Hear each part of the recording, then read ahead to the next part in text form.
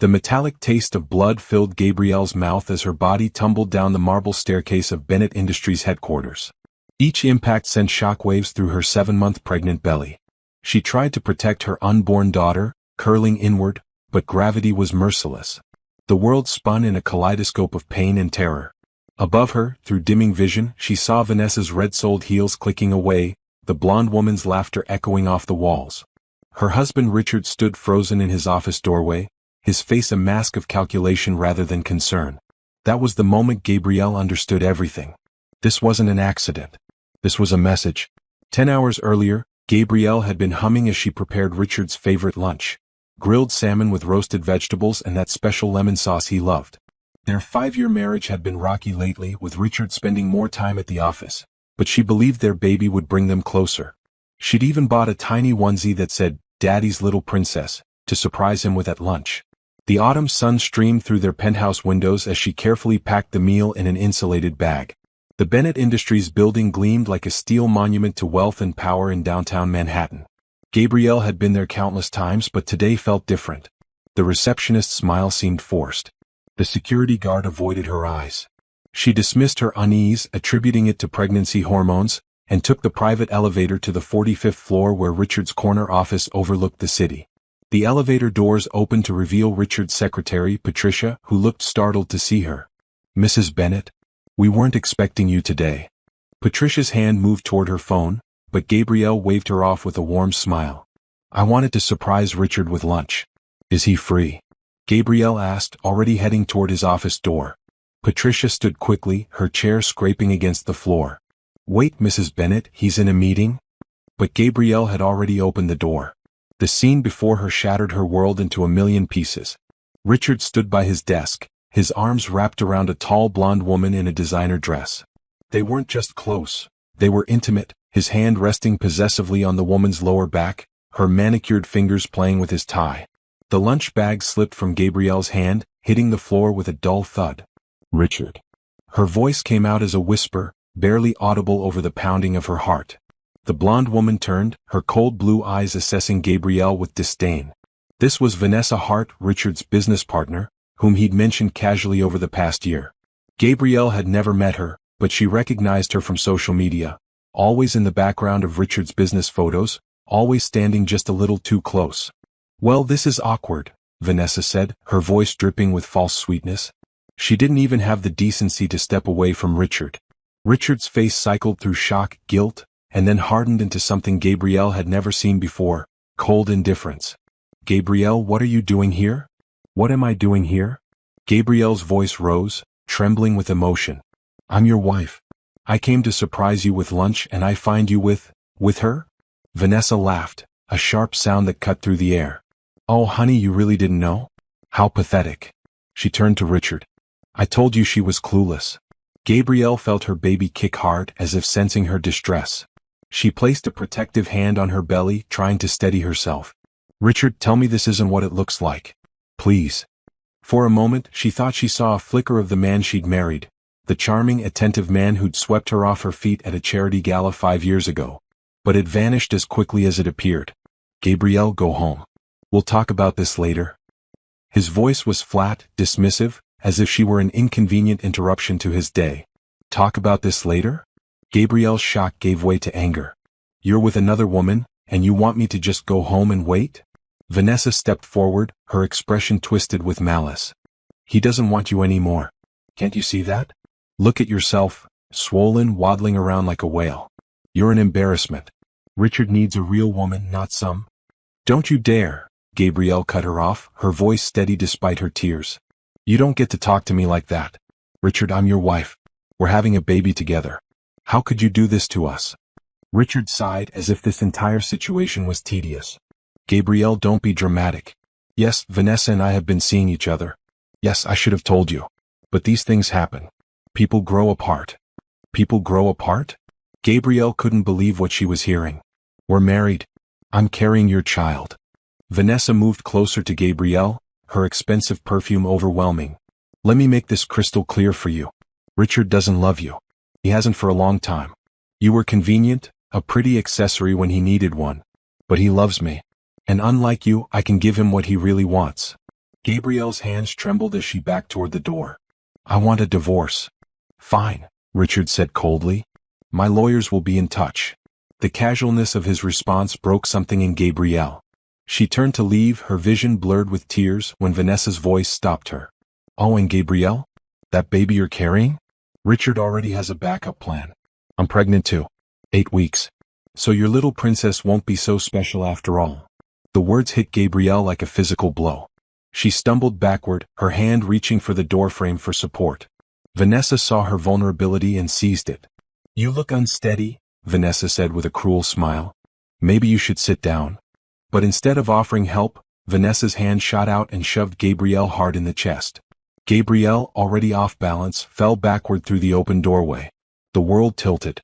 She reached for anything to break her fall, but her fingers found only air. The staircase, she'd forgotten about the decorative floating stairs just outside Richard's office, the ones that led down to the executive lounge. Her body hit the first marble step hard, then the second, then the third. She tried to curl around her belly, tried to protect hope, but momentum carried her down and down and down. Pain exploded through her back, her shoulder, her head. Somewhere above, she heard Patricia scream. Then everything went dark. When Gabrielle opened her eyes, she was staring at fluorescent hospital lights. A steady beeping sound filled her ears. Her entire body ached, but the only thing that mattered was the baby. Her hands flew to her stomach. Hope, she whispered. My baby. A nurse appeared at her side, her brown face kind and concerned. Mrs. Bennett, you're awake. Try not to move too much. You've had quite a fall. My baby, is my baby okay? Gabrielle's voice cracked with desperation. The doctor is on the way to talk to you.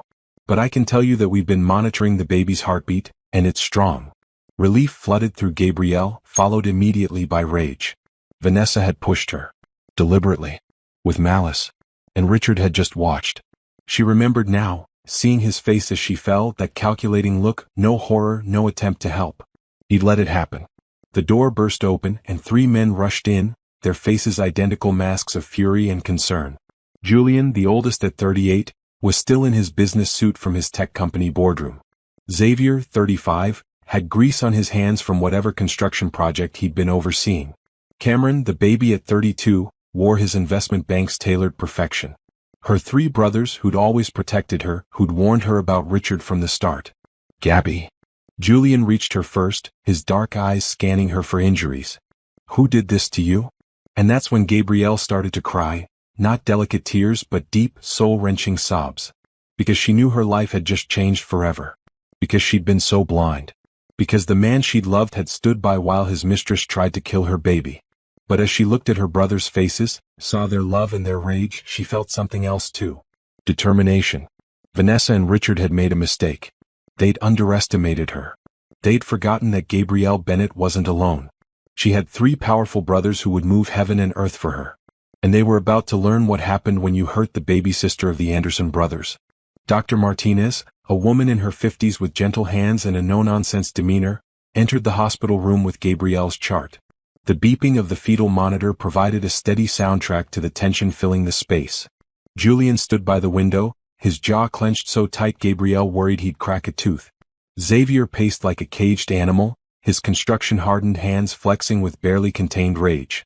Cameron sat by her bedside, his investment banker's analytical mind clearly cataloging every detail for the war he knew was coming. Mrs. Bennett, the good news is that your daughter is fine. Strong heartbeat, no signs of distress. You were incredibly lucky. Dr. Martinez pulled up a chair. However, you have a concussion, bruised ribs, and significant trauma to your back and shoulder. I'm putting you on strict bed rest for the remainder of your pregnancy. Bed rest. Gabrielle tried to sit up, but pain shot through her ribs. I can't. You can and you will, Julian interrupted, his voice leaving no room for argument. You're moving into my penthouse. I have a full staff and enough security to protect the president. You're not going anywhere near Richard or that woman again. Dr. Martinez nodded approvingly. That's actually exactly what I was going to recommend. Mrs. Bennett, I need to be frank with you. Another fall like that could be catastrophic. You could lose the baby or worse. Whoever pushed you. Pushed. Xavier stopped pacing, his voice dangerous. Someone pushed you? This wasn't an accident? Gabrielle's hands trembled as she pulled the thin hospital blanket tighter around herself. She'd spent the last 2 hours trying to convince herself it was an accident, that Vanessa had simply reached out and she'd been too close to the stairs. But that was a lie and she was done lying to herself. Richard's mistress, Vanessa Hart. She shoved me. Art. Right in front of him. The words tasted like poison on her tongue. He just watched. He didn't even try to help. The silence that followed was deafening. Then Cameron spoke, his voice eerily calm in the way that always preceded calculated destruction. Tell us everything. From the beginning. Every detail. So Gabrielle did. She told them about finding Richard with Vanessa, about the cruelty in the woman's words, about learning that Vanessa was pregnant too. She told them about the push, the fall, and Richard's cold expression as she tumbled down the stairs. With each word, she watched her brothers transform from concerned family into something far more dangerous.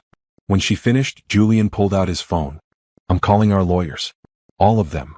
And I'm calling our security team, Xavier added. I want every second of footage from that building. Traffic cameras, internal security, everything. Cameron was already typing on his tablet. I'm pulling Richard's financials. If he's been having an affair, there's a paper trail. Hotels, gifts, trips. Rich men always leave evidence. Boys, Gabrielle said softly, using the childhood nickname that always made them smile. I appreciate this, but I need to handle my own divorce. Julian turned from the window, his expression gentle despite the fury still simmering in his eyes. Gabby, you're not handling anything alone. Ever. That's not how this family works. You concentrate on staying healthy and keeping our niece safe. Let us worry about everything else. A knock on the door interrupted them. A young police officer entered, looking uncomfortable. Mrs. Bennett? I'm Officer James. I need to take your statement about the incident at Bennett Industries. Over the next hour, Gabrielle recounted her story to Officer James, who took detailed notes. When she described Vanessa pushing her, his pen paused. Did anyone else witness this? His secretary, Patricia, was at her desk. She might have seen something. And Richard, my husband, he was standing right there. Officer James' expression suggested he'd already guessed what Gabrielle was only beginning to understand. Mrs. Bennett, I need to tell you something. We've already spoken to your husband and Ms. Hart. They're claiming you fell accidentally. They say you were upset, moved too quickly, and lost your balance. That's a lie. Gabrielle's heart raced, making the monitors beep faster. She pushed me. I believe you, Officer James said quietly. But without witnesses willing to corroborate your story, this becomes difficult to prosecute. Bennett Industries is already saying their security footage from that floor was malfunctioning. Convenient, Xavier muttered darkly. Officer James stood, handing Cameron a card. I'm going to keep investigating. But I'll be honest, men like Richard Bennett have resources. They know how to make problems disappear. You might want to consider civil court rather than criminal. After the officer left, the room fell into tense silence. Then Julian's phone rang.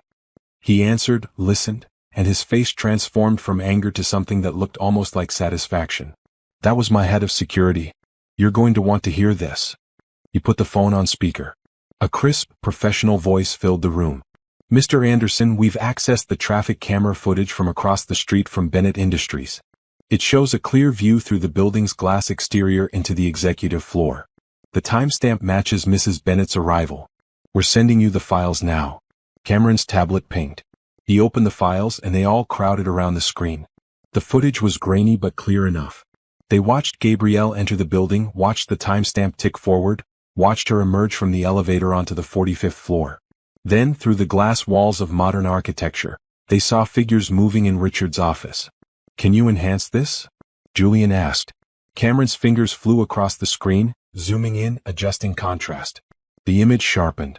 They saw Gabrielle at the doorway, saw Richard and Vanessa together. Saw Gabrielle stumble backward. Saw Vanessa's hand extended, clearly having just made contact. Saw Richard standing motionless as his pregnant wife fell. Got you, Xavier breathed.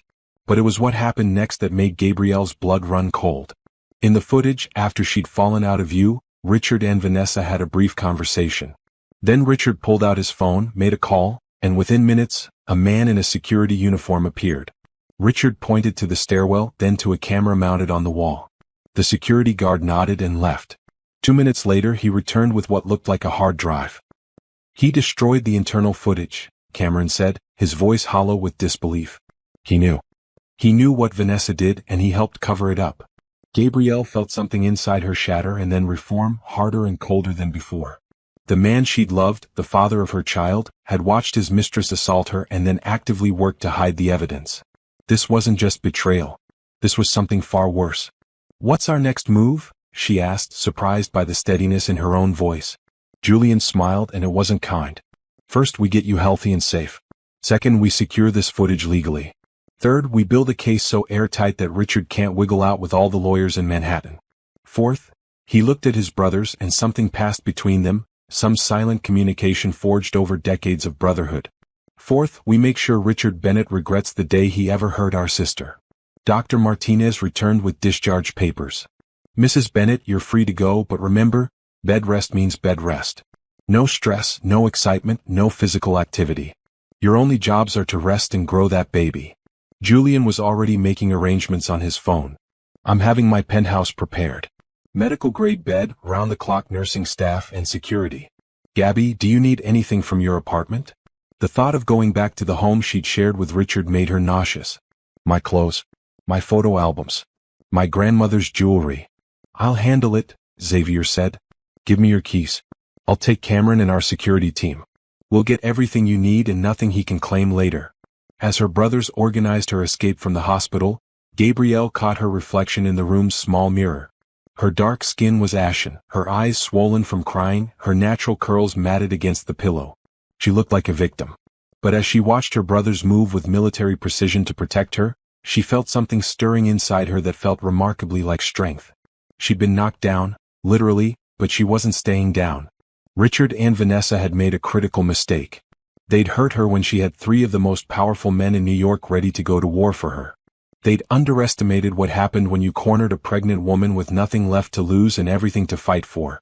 Cameron approached her bedside, his tablet showing a preliminary financial search. "Gabby, I found something. Richard's been moving money. Lots of it. Transferring funds from your joint accounts to offshore holdings." "How much?" "So far? About 12 million. And that's just what I found in 30 minutes. Gabrielle's hands curled into fists despite the force still in her arm. Richard wasn't just a cheater. He was a thief. He'd been systematically stealing from her while she slept beside him, while she carried his child, while she'd loved him with everything she had. "Document everything," she said, her voice hard. "Every transfer, every account, every penny. I want it all ready for the divorce lawyers." Julian helped her into a wheelchair, ignoring her protests that she could walk. "The car's waiting downstairs. Private exit, no press. Xavier's already at your apartment getting your things. Cameron's contacting the best divorce attorney in New York, Rebecca Chin." "No," Gabrielle interrupted. "Not Chin. She handled the Thompson divorce, remember? She got blacklisted after that scandal. I want someone clean, someone Richard can't intimidate or buy off." Cameron nodded approvingly. "Smart. There's a woman named Patricia Morrison. Younger but brilliant. She's got a reputation for destroying wealthy husbands who think they're above the law. Want me to call her?" "Yes. Tell her I want an emergency consultation. Tonight if possible." As they wheeled her through the hospital's private corridors, Gabrielle felt her phone vibrate. A text from Richard: "We need to talk. You're overreacting. Come home and we'll work this out." She showed it to Julian, who snorted. "He's worried." "Good. He should be." Another text: "Think about our daughter. She needs her father." That message sparked rage so pure it nearly took Gabrielle's breath away. She typed back with trembling fingers: "Our daughter needed her father to protect her mother. You failed. My lawyers will be in touch. Don't contact me again." She blocked his number before he could respond. The private car was indeed waiting, a sleek black SUV with tinted windows and a driver who looked more like Secret Service than a chauffeur. As they pulled away from the hospital, Gabrielle looked back at the building where she'd almost lost everything. But she hadn't lost. She'd survived.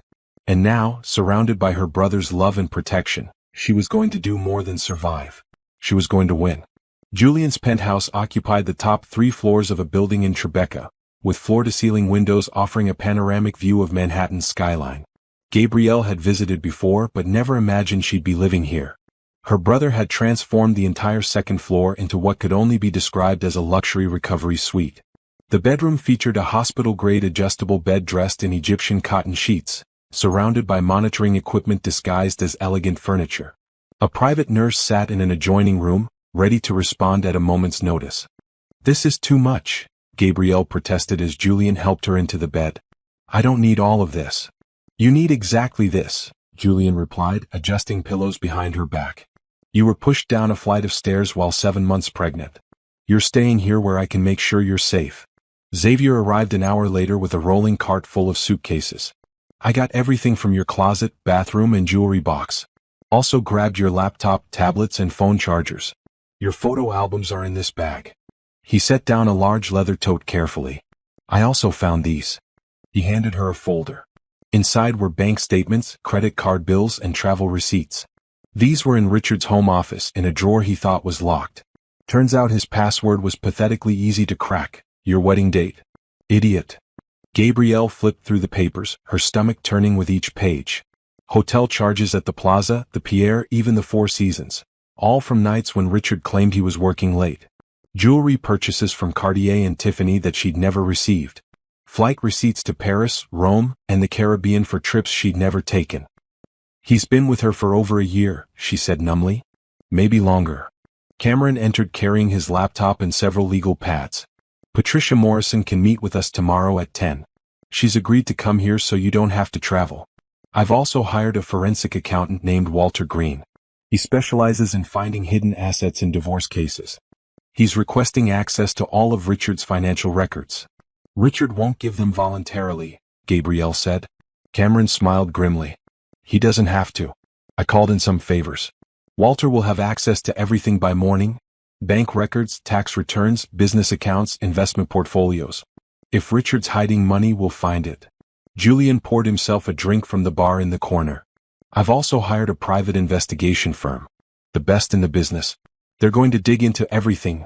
Richard's business dealings, Vanessa's background, everyone who works at Bennett Industries. If there's dirt, we'll find it." "Why are you all doing this?" Gabrielle asked, tears threatening again. "This is my mess." Xavier sat on the edge of her bed, taking her hand carefully. "Gabby, do you remember when Mom died?" She nodded. Their mother had passed away from cancer when Gabrielle was only 12. Their father, devastated by grief, had checked out emotionally, leaving the four of them to raise each other. "You were so small," Xavier continued, "and so scared. But you never complained. You took care of Dad, made sure the house was clean, cooked dinner when you could barely reach the stove. You held this family together when we were all falling apart. We made a promise then," Julian added. "The three of us. We promised that we'd always protect you, always take care of you no matter what. You're not just our sister, Gabby. You're the heart of this family. So when someone hurts you, they hurt all of us." Cameron pulled up a chair, opening his laptop. "Now let's talk strategy. Patricia Morrison is going to need documentation of everything: the affair, the assault, the financial fraud. We have the traffic camera footage showing Vanessa pushing you. We have Richard helping to destroy evidence. We have bank records showing he's been stealing from your joint accounts. This is a strong case." "But," Gabrielle said, because there was always a but. "But Richard is a billionaire with connections," Cameron admitted. "He's going to fight dirty. He'll claim you're unstable, that you fell because you were hysterical, that the footage is inconclusive.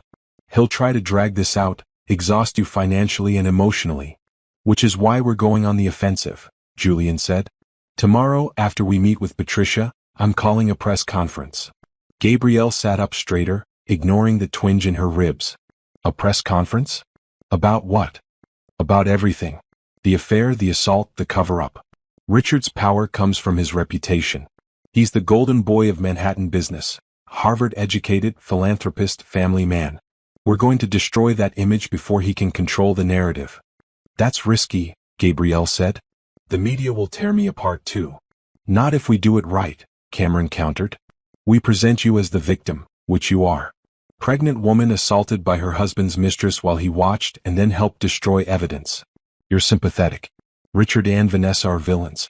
The public will eat it up." Xavier pulled out his phone, showing her a news article. "It's already starting. Someone at the hospital leaked that you were admitted after a fall at Bennett Industries. Social media is speculating. We need to get ahead of this." Gabrielle's head spun with the speed of it all. 24 hours ago, her biggest worry had been whether Richard would like the salmon she'd prepared. Now she was planning a media strategy to destroy his reputation. It felt surreal, like she was watching someone else's life unfold. "I need to think about this," she said. A press conference is permanent. Once we do that, there's no going back. You're right, Julian agreed. Sleep on it. We'll talk to Patricia tomorrow, hear her legal strategy, and then you can decide. But Gabby, understand something. Richard is not going to play fair. He's already proven that. You need to decide if you're willing to fight back just as hard. After her brothers left her to rest, Gabrielle lay in the enormous bed, staring at the ceiling. Her daughter kicked, a strong reminder of what she was fighting for. She placed her hands on her belly, feeling hope move beneath her palms. I'm sorry, baby girl, she whispered. I'm sorry your father turned out to be a monster. I'm sorry I didn't see it sooner. But I promise you this, you're going to grow up knowing that your mama fought for you. That when we were knocked down we got back up stronger. Her phone buzzed with a text from an unknown number. You're making a mistake. Richard can give you everything. Don't throw away your marriage over one mistake. Vanessa. Somehow the woman had gotten her number. Another text. I'm pregnant too, remember? Our children will be siblings. Think about what's best for them. Gabrielle's finger hovered over the delete button, but something made her stop. She screenshotted the messages instead and forwarded them to Cameron with a note. More evidence. She's harassing me. Cameron's response was immediate. Saved. Keep any messages she sends. This shows premeditation and continued harassment. Good for our case. Gabrielle blocked the number and set her phone aside. She wouldn't let Vanessa get in her head. The woman had pushed her down the stairs, had tried to hurt her baby, and now wanted to play the victim? No. Gabrielle was done being manipulated. She opened her laptop, intending to browse baby nursery ideas as a distraction, but instead found herself searching for Richard's business. Bennett Industries had its fingers in multiple pies: real estate development, tech investments, venture capital. His net worth was estimated at over $3 billion. The company's website featured glossy photos of Richard at charity galas, ribbon cuttings, and board meetings. In every photo he looked like the perfect businessman: charming smile, confident posture, expensive suit. And in the background of several recent photos, barely noticeable unless you were looking for it, was Vanessa. At the company Christmas party. At a corporate retreat in Aspen. At an investor dinner in Miami. She'd been hiding in plain sight, and Gabrielle had been too trusting to see it. A knock on her door interrupted her spiraling thoughts. Julian entered carrying a tray with soup, crackers, and herbal tea. The nurse said you need to eat something. Doctor's orders. I'm not hungry. Don't care. Eat anyway. He set the tray on her lap and sat in the chair beside the bed. Xavier and Cameron went to meet with the investigators. I stayed because I wanted to talk to you about something. What? Julian pulled out a file folder from his briefcase. Our lawyers drew up preliminary divorce papers. They're aggressive: full custody of Hope, primary residence stays with you, 50% of all marital assets, alimony, child support. They're also including clauses about Richard staying away from you and the baby until after a psychological evaluation. He'll never agree to that. We don't care if he agrees. We're not negotiating. We're demanding. And if he wants to fight it, we'll bury him in court. Julian's voice softened. Gabby, I need to know you're ready for this. Once we file these papers, Richard is going to come at us with everything he has. It's going to be ugly. Gabrielle picked up the spoon, forcing herself to eat the soup despite the nausea churning in her stomach. She thought about the man she'd married, or rather, the man she thought she married. That man had never existed. The real Richard Bennett had been revealed in that office, standing by while his mistress assaulted his pregnant wife, then calmly destroying evidence. That Richard deserved everything coming to him. I'm ready, she said firmly. File the papers. Hold the press conference. Do whatever it takes. I want him destroyed. Julian's expression was a mixture of pride and concern. That's my girl. But Gabby, remember, revenge is satisfying, but it's also consuming. Don't lose yourself in the fight. I won't, she promised. This isn't about revenge. It's about justice and protection. I need to make sure Richard can never hurt me or Hope again. If that means going to war, then so be it. Her brother stood, kissing her forehead. Get some rest. Tomorrow's going to be a long day. After he left, Gabrielle finished the soup and lay back against the pillows. Through the windows, Manhattan glittered with a million lights. Somewhere out there, Richard was probably with Vanessa, thinking he'd gotten away with everything. Thinking Gabrielle would quietly accept a divorce settlement and disappear. He was wrong.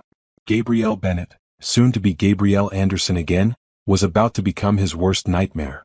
And she had 3 brilliant, powerful brothers backing her every move. Let the battle begin. Patricia Morrison arrived at exactly 10 o'clock the next morning, a woman in her early 40s with sharp eyes and a sharper suit. She carried a leather briefcase and an air of absolute confidence. Cameron had described her as a shark in Louboutins, and Gabrielle could see why. The attorney settled into the chair across from Gabrielle's bed, pulling out a legal pad and a voice recorder. Mrs. Bennett, I've reviewed the preliminary materials your brothers sent over. This is a strong case, but I need to hear everything directly from you. Start from the beginning and don't leave anything out. Patricia's pen was poised, ready. Even details that seem insignificant might be crucial. For the next 2 hours, Gabrielle recounted her entire marriage. How she'd met Richard at a charity gala, how he'd pursued her relentlessly, how he'd seemed like the perfect gentleman. She described their wedding, a lavish affair with 300 guests at the plaza. She talked about the gradual changes in his behavior over the past year, the late nights, the business trips, the distance. Did you ever suspect infidelity before? Patricia asked. No. I trusted him completely. I thought we were building a life together. Gabrielle's voice caught. I was so stupid. You weren't stupid. You were trusting. There's a difference. Patricia made a note. Now, tell me about your finances. Joint accounts? Separate accounts? Who controlled the money? We had joint accounts for household expenses and savings. But Richard managed everything. He said it was easier that way since he understood investments and finance better than I did. Saying it out loud, Gabrielle realized how naive she'd been. Did you work during your marriage? I was an event coordinator before we married. I planned corporate events, fundraisers, weddings. I was good at it too, had my own small business. But after we married, Richard suggested I step back. He said he wanted me to focus on starting a family, that we didn't need my income. So I sold my business. Patricia's eyebrow raised. You sold your business? For how much? $200,000. It went into our joint savings account. And you have documentation of that sale? Proof that money went into the joint account. Yes. Why? Patricia smiled, and it was predatory. Because if Richard's been siphoning money from those accounts, he's been stealing from you. That changes the calculus significantly. The money you brought into the marriage is yours. If he took it without your knowledge or consent, that's theft. Cameron, who'd been sitting quietly in the corner with his laptop, spoke up. Patricia, the forensic accountant, found something. Want to hear it now or wait? Now, Patricia said. Cameron turned his laptop around, showing spreadsheets and bank statements. Richard's been systematically transferring money from their joint accounts to offshore holdings in the Cayman Islands and Switzerland. He started small, 5,000 here, 10,000 there. Nothing that would raise immediate red flags. But over the course of their marriage, he's moved over $15 million. $15 million? Gabrielle felt dizzy. I had no idea we even had that much. You didn't, Cameron explained. Richard's been earning money through Bennett Industries and routing it through your joint accounts before moving it offshore. He was using your accounts to hide income from the IRS while simultaneously stealing from you. It's brilliant actually if it wasn't so illegal. Patricia was typing rapidly on her phone. I'm contacting a federal prosecutor I know. This isn't just divorce territory anymore. This is tax fraud and money laundering. Richard Bennett could be looking at criminal charges. Good, Julian said from where he leaned against the window. Let him rot in prison. Xavier entered the room carrying several boxes. Sorry I'm late. The investigators delivered their preliminary report. He set the boxes on the table and began pulling out files. You're going to want to see this. The first file contained background information on Vanessa Hart. Born Vanessa Rodriguez in Miami, she'd changed her name at 18. She had a history of targeting wealthy men, 2 previous relationships with rich businessmen, both of whom were married at the time. One had ended in a messy divorce that cost the man his company. The other had ended in a restraining order. She's a professional homewrecker, Xavier said bluntly. She finds rich married men, seduces them, gets pregnant if possible, and then either becomes wife number 2 or extracts a massive settlement to go away quietly. Richard's not her first married billionaire? Gabrielle asked. I'm ready now, she said. Let's destroy him. Not even close. She's actually got a pattern. She meets them at business conferences or charity events, positions herself as a potential business partner, and then moves in once she's established access. Xavier pulled out more papers. Here's where it gets interesting. Vanessa's not actually pregnant. The room went silent. Patricia leaned forward. Explain. Our investigator got access to her medical records. Don't ask me how. She had a procedure done 3 weeks ago. Voluntary termination. She's not pregnant and hasn't been for at least 2 weeks. Gabrielle's mind reeled. But she told me she was pregnant. She told Richard. Why would she lie? Cameron answered, his voice cold with calculation. Insurance. If she's pregnant with Richard's child, she has leverage. He can't discard her easily. She probably planned to get pregnant again quickly and claim it was the same pregnancy. Or maybe she never planned to get pregnant at all, just used the threat of it to manipulate him. Which means when she pushed you, Patricia said slowly, she wasn't protecting her own pregnancy. She was trying to eliminate yours. Gabrielle, your baby is Richard's only child, his heir. If anything had happened to you or Hope, Vanessa could position herself as his only option for a family. The maliciousness of it took Gabrielle's breath away. Vanessa hadn't just been cruel or jealous. She'd been calculating, trying to eliminate competition for Richard's fortune. There's more, Xavier continued, pulling out another file. Bennett Industries isn't as solid as it appears. Richard's been cooking the books. The company looks profitable on paper, but our forensic accountant found serious discrepancies. He's been inflating property values, hiding debts, and misrepresenting returns to investors. If this information became public, the company would collapse. Julian pushed off from the window, his expression thoughtful. So Richard's running a house of cards. The company's failing, he's been stealing to maintain his lifestyle, and Vanessa was planning to parachute out with a baby and a big settlement. Exactly, Cameron agreed. And when Gabrielle threatened to divorce him, he probably panicked. A divorce means financial disclosure. His fraud would be exposed. So he helped cover up Vanessa's assault, hoping to intimidate Gabrielle into staying quiet. Patricia was scribbling notes furiously. This is even better than I thought. We're not just looking at divorce anymore. We're looking at fraud, embezzlement, tax evasion, and conspiracy to cover up assault. Gabrielle, you could potentially take everything from him, and I mean everything. His company, his assets, his freedom. I don't want his company, Gabrielle said. I just want him to pay for what he did. I want to make sure he can never hurt anyone else the way he hurt me. Then we expose everything, Patricia said firmly. We file for divorce with full financial disclosure requirements.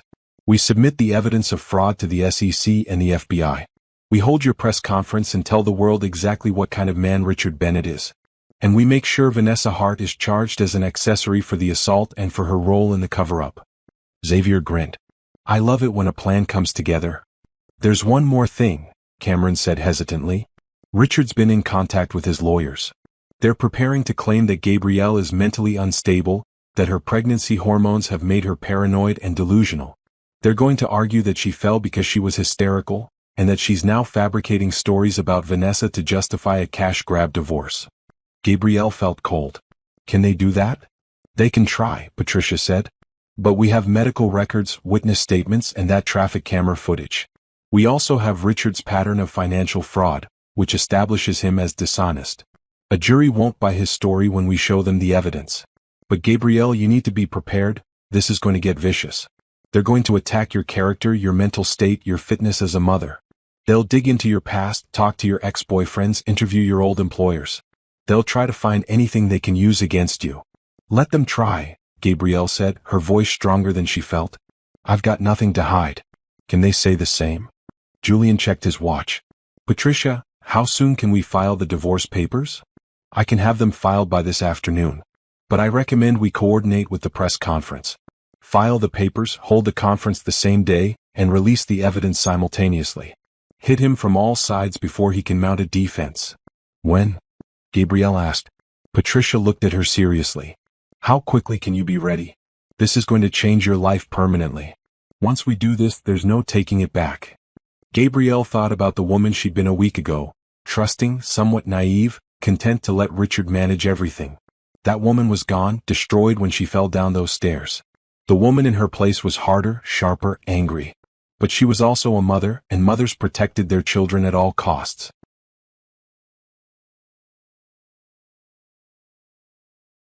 Patricia nodded approvingly. Then we move tomorrow. I'll file the papers first thing in the morning. Julian can schedule the press conference for noon. By tomorrow night, Richard Bennett's world will be burning down around him. After Patricia left to begin preparations, Gabrielle's brothers surrounded her bed. They'd been her champions, her protectors, her warriors. But this was her battle too. She needed to be more than a victim they rescued. She needed to be a fighter in her own right. "I want to be at the press conference," she announced. "Gabby, you're on bed rest," Julian protested. "I'll do it from a wheelchair if I have to. But I'm going to be there. People need to see me, hear from me directly. If I'm just a name on papers while my brothers fight for me, Richard's lawyers will paint me as weak, manipulated, or crazy. I need to show the world that I'm strong, that I know exactly what I'm doing." Xavier looked at Julian, who looked at Cameron. Some silent communication passed between them, and then all three nodded. "Okay," Julian agreed. "But you're sitting down the entire time and we're keeping it short. 20 minutes maximum. Deal?" That night, unable to sleep, Gabrielle drafted her statement for the press conference. She wrote and rewrote, trying to find the balance between vulnerability and strength. She wanted people to understand what Richard and Vanessa had done, but she didn't want pity. She wanted justice. Around midnight, her phone buzzed with an email. It was from Richard's lawyer, sent to Patricia and copied to her brothers. The subject line read, "Settlement offer." Gabrielle opened it, her heart pounding. The email outlined a proposed settlement. $5 million, no alimony, joint custody of Hope once she was born, and a non-disclosure agreement preventing Gabrielle from speaking publicly about the marriage or its dissolution. $5 million to stay silent. $5 million to let Richard and Vanessa get away with everything. She forwarded it to Patricia with one line, "Absolutely not." Patricia's response came within minutes, "Good. See you tomorrow. Let's burn them down." Gabrielle set her phone aside and placed her hands on her belly, feeling hope kick. "Tomorrow, baby girl. Tomorrow we start fighting back. And we don't stop until we win." The press conference was scheduled for noon, but at 6 in the morning, Gabrielle's water broke. She woke to a warm wetness and a sharp cramping sensation that took her breath away. For a moment, she lay there in confusion, her mind foggy with sleep.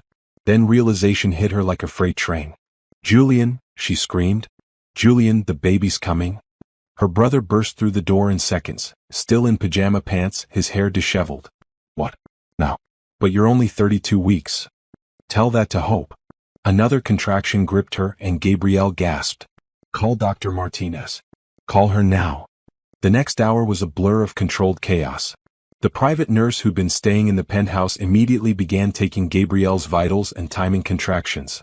Julian called Dr. Martinez, who ordered an ambulance immediately. Xavier and Cameron arrived within 20 minutes, both looking panicked despite their attempts to appear calm. "This is my fault," Gabrielle said between contractions as paramedics loaded her onto a stretcher. "The stress of everything, I should have waited to do the press conference, should have." "Stop," Cameron said firmly, holding her hand. "This isn't your fault.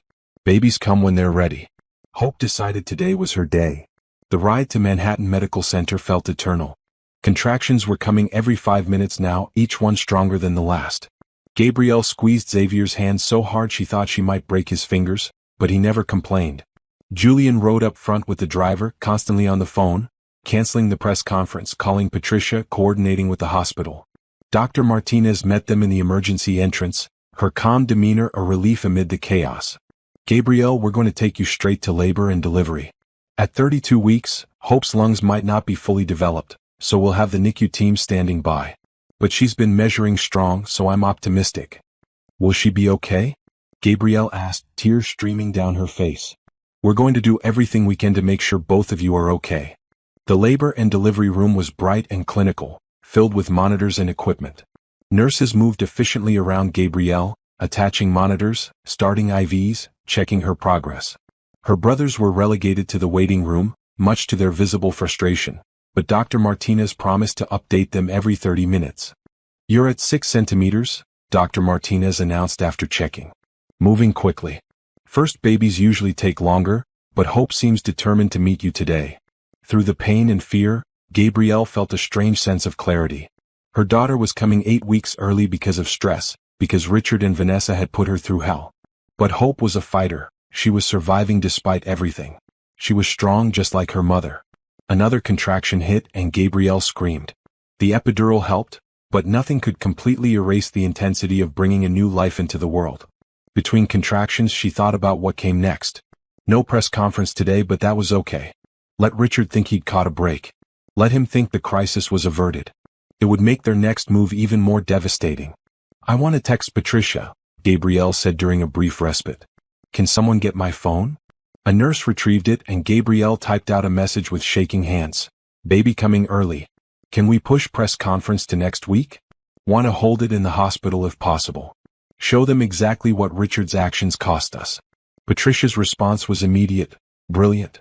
A mother fighting for her premature baby is even more sympathetic than just a pregnant woman. I'll coordinate with hospital PR. Focus on hope. We'll handle everything else. Time became meaningless. Hours blended together in a haze of pain, pressure, and determination. At some point, Julian slipped into the room despite the rules, holding her hand and whispering encouragement. You've got this, Gabby. You're the strongest person I know. Hope is so lucky to have you as her mother. Finally, after 8 hours of labor, Dr. Martinez smiled. It's time. On the next contraction, I need you to push. Gabrielle pushed with everything she had, channeling all her pain and rage and fear into bringing her daughter into the world. She pushed through the burn, through the exhaustion, through the voice in her head that said she couldn't do this. And then, at 2:47 in the afternoon, Hope Anderson Bennett entered the world with a strong, angry cry that filled the delivery room with the most beautiful sound Gabrielle had ever heard. She's small but mighty, Dr. Martinez announced, quickly checking the baby. 4 pounds, 2 ounces. Breathing on her own, which is excellent for 32 weeks. Strong heart rate. The NICU team will do a full evaluation, but she looks good, Gabrielle. She looks really good. They placed Hope on Gabrielle's chest for just a moment. A tiny, perfect little person with a full head of dark curls and Gabrielle's nose. Her daughter's eyes opened, dark and searching, and Gabrielle fell completely, irrevocably in love. Hi, baby girl, she whispered, tears streaming down her face. I'm your mama. I've been waiting so long to meet you. You're safe now. I promise I'll always keep you safe. Then the NICU team took Hope for evaluation, and Gabrielle felt the loss like a physical ache. But Dr. Martinez squeezed her shoulder. She's in excellent hands. They'll have her back to you as soon as possible. You did amazing, Gabrielle. In the recovery room an hour later, her brothers surrounded her bed. All 3 of them had tears in their eyes. Xavier held his phone up, showing her a photo the NICU nurse had sent. Hope in an incubator, tiny but alert, her little hand wrapped around a nurse's finger. She's perfect, Cameron said, his voice choked. Absolutely perfect. When can we see her? Julian asked. NICU visiting hours are strict, but immediate family can visit anytime, a nurse explained. You can go see your niece as soon as you're ready. After they left, Gabrielle lay in the hospital bed, her body exhausted but her mind racing. She'd just given birth 8 weeks early to a premature baby because of the stress Richard and Vanessa had caused. That trauma, that cost, would be part of their story when they finally held that press conference. People needed to understand that this wasn't just about a cheating husband. It was about a man who'd endangered his own child through his cruelty. A soft knock on the door interrupted her thoughts. A nurse entered, followed by someone Gabrielle didn't expect. Officer James, the police officer who'd taken her statement at the hospital. Mrs. Bennett, I apologize for the timing, but I wanted to update you personally. We've reviewed the traffic camera footage your brothers provided.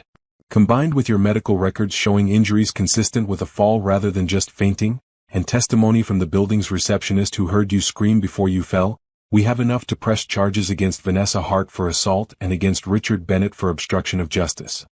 Gabrielle sat up straighter, ignoring the pain from her recently traumatized body. You're arresting them? Warrants are being issued as we speak. Ms. Hart will be charged with second-degree assault. Mr. Bennett will be charged with tampering with evidence and obstruction. They'll both be arraigned within 48 hours. But Richard has money. He'll post bail immediately. Officer James smiled grimly. Probably. But he'll have an arrest record. And this gives your divorce attorney more ammunition. It also means that if he tries to fight for custody, he'll have to explain to a judge why he's facing criminal charges related to endangering you and your daughter. After Officer James left, Gabrielle called Patricia. The attorney answered on the first ring. I heard, Patricia said before Gabrielle could speak. Criminal charges change everything. We can use his arrest as grounds for an emergency custody order. We file tomorrow requesting full custody with no visitation until after his trial. A judge will grant it. No court wants to give access to a baby whose father is charged with actions that caused her premature birth. Do it, Gabrielle said. I don't want him anywhere near Hope. Consider it done. And Gabrielle? Congratulations on your daughter.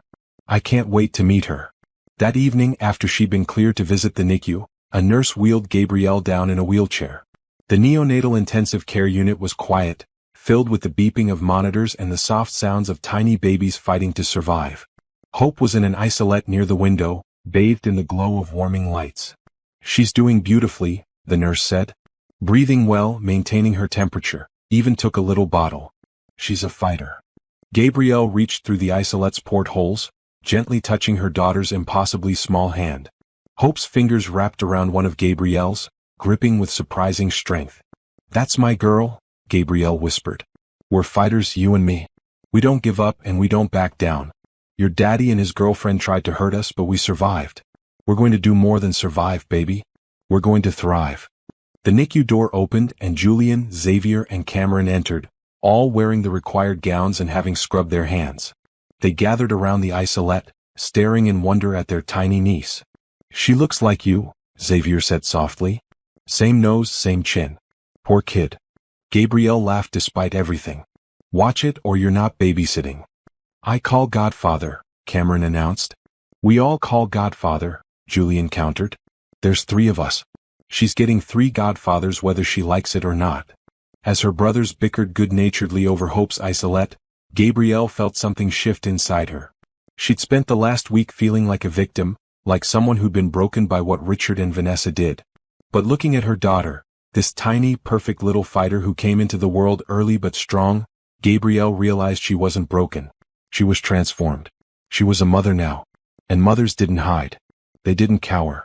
They fought for their children with everything they had.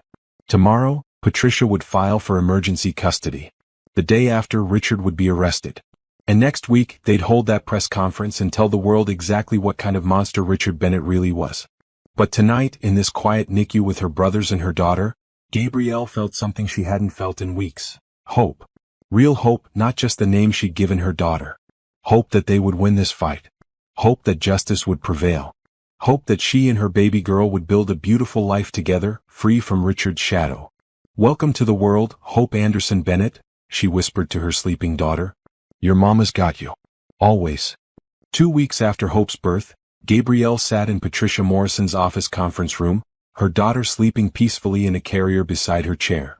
Hope had been released from the NICU 3 days earlier, healthy and thriving despite her early arrival.